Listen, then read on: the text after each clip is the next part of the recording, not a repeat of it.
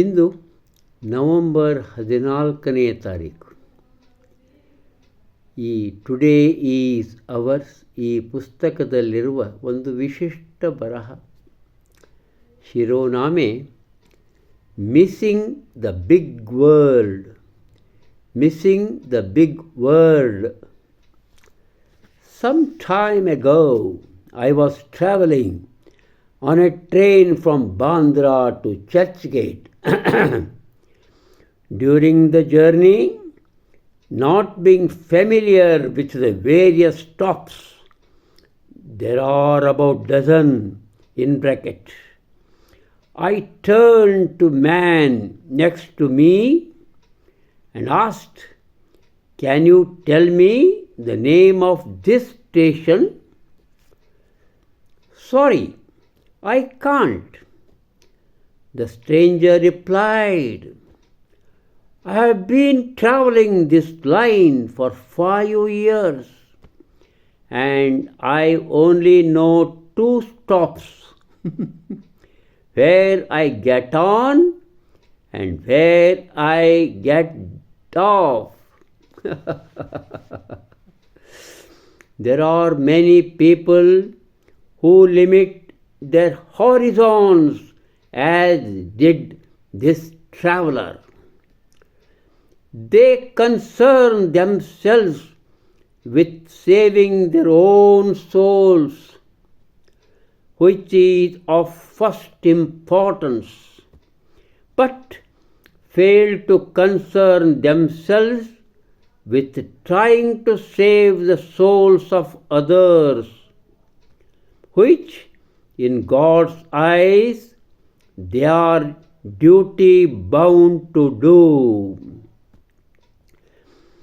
They think merely in terms of 2 stops, their origin and the last destiny.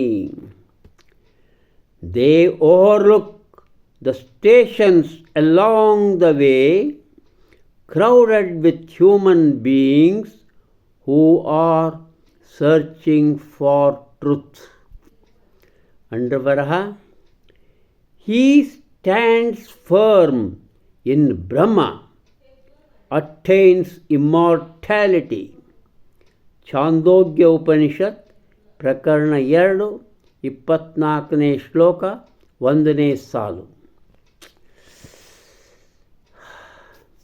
ಅದ್ಭುತವಾದಂಥ ಒಂದು ಬರಹ. ಈ ವಿಶಾಲ ವಿಶ್ವವನ್ನು ಅರಿಯದವರು, ಅದನ್ನು ತಿಳಿಯದವರು, ಈ ವಿಶಾಲ ವಿಶ್ವವನ್ನು ತಿಳಿಯದವರು. ಕೆಲವು ಸಮಯದ ಹಿಂದಿನ ಸಂಗತಿ. ಇಲ್ಲಿ ಮಾರುಸ್ತವ್ರು ಬರೀತಾರೆ ಎಲ್ಲ ಇದನ್ನು. ನಾನು ಟ್ರೈನ್ ಮೂಲಕ ಬಾಂದ್ರಾದಿಂದ ಚರ್ಚ್ ಗೇಟಿಗೆ ಹೋಗುತ್ತಿದ್ದೆ. ಆ ಪ್ರಯಾಣದ ಅವಧಿಯಲ್ಲಿ ನಾನು ಟ್ರೇನು ನಿಲ್ಲುವ ನಿಲ್ದಾಣಗಳ ಪರಿಚಯವಿರಲಿಲ್ಲ. ಸುಮಾರು 12 ಇರಬಹುದು. ನಾನು ಬದಿಗೆ ಕುಳಿತ ಸಹ ಪ್ರಯಾಣಿಕನನ್ನು ಒಂದು ನಿಲ್ದಾಣ ಬಂದಾಗ ಕೇಳಿದೆ, "ತಾವು ಈ ನಿಲ್ದಾಣದ ಹೆಸರು ಹೇಳುವಿರಾ?" ಎಂದು. ಅವನಂದ, "ಕ್ಷಮಿಸಿ, ಅದು ಸಾಧ್ಯವಿಲ್ಲ. ಆ ಪರಿಚಿತನು ನಾನು ಈ ಮಾರ್ಗದಿಂದ ಕಳೆದ 5 ವರ್ಷಗಳಿಂದ ಪಯಣಿಸುತ್ತಿರುವೆ. ನನಗೆ ಗೊತ್ತಿರುವ ನಿಲ್ದಾಣಗಳು ಕೇವಲ 2 ಮಾತ್ರ. ಎಲ್ಲಿ ನಾನು ಟ್ರೇನು ಹತ್ತುತ್ತೇನೋ ಅದು ಒಂದು, ಹಾಗೂ ಎಲ್ಲಿ ನಾನು ಟ್ರೇನಿನಿಂದ ಇಳಿಯುವೆನೋ ಅದು ಇನ್ನೊಂದು. ಹೀಗೆ 2 ಮಾತ್ರ. ಅನೇಕ ಜನರು ಇದ್ದಾರೆ, ಯಾರೋ ಈ ಪ್ರಯಾಣಿಕ ವ್ಯಕ್ತಿಯ ರೀತಿಯಲ್ಲಿ ತಮ್ಮ ಜೀವನದ ದೃಷ್ಟಿಯನ್ನು ಸಹ ಮಿತಿಗೊಳಿಸಿರುತ್ತಾರೆ. ಅವರು ಕೇವಲ ತಮ್ಮ ಜೀವನವನ್ನು ರಕ್ಷಿಸಿಕೊಳ್ಳುವುದರಲ್ಲಿಯೇ ಚಿಂತಿತರು. ಅದುವೇ ಅವರಿಗೆ ಬಹುಮುಖ್ಯವಾಗಿರುತ್ತದೆ. ಆದರೆ ಅವರೆಂದೂ ಇನ್ನಿತರ ಜೀವನವನ್ನು ರಕ್ಷಿಸುವ ಕುರಿತು ಯಾವ ಪ್ರಯತ್ನ ಮಾಡದಾಗಿರುವ ಅಸಫಲ ವ್ಯಕ್ತಿಗಳು. ಆದರೆ ದೇವರ ದೃಷ್ಟಿಯಲ್ಲಿ ಅವರಿಗೆ ಇದೂ ಸಹ ಮಾಡುವ ಕರ್ತವ್ಯ. ಅವರು ಕೇವಲ ಆ 2 ತಂಗುವ ತಾಣುಗಳನ್ನು ಕುರಿತು ಮಾತ್ರ ವಿಚಾರವಂತರು. ಆ 2 ತಮ್ಮ ಮೂಲ ಹುಟ್ಟು ಹಾಗೂ ಕೊನೆಯ ಅಂತ್ಯ ಸಾವು. ಅವರು ತಮ್ಮ ಪ್ರಯಾಣದಲ್ಲಿ, ಅಂದರೆ ತಮ್ಮ ಜೀವನ ಪಥದಲ್ಲಿ ಬರುತ್ತಿರುವ ನಿಲ್ದಾಣಗಳನ್ನು ಗಮನಿಸುವುದಿಲ್ಲ. ಅವೋ ಅಪಾರ ಜನಸಂದಣಿಯ ತಾಣಗಳು. ಅಲ್ಲಿರುವ ಮಾನವರೂ ಸಹ ಸತ್ಯವನ್ನು ಅರಿಯುವ ಶೋಧಕರು.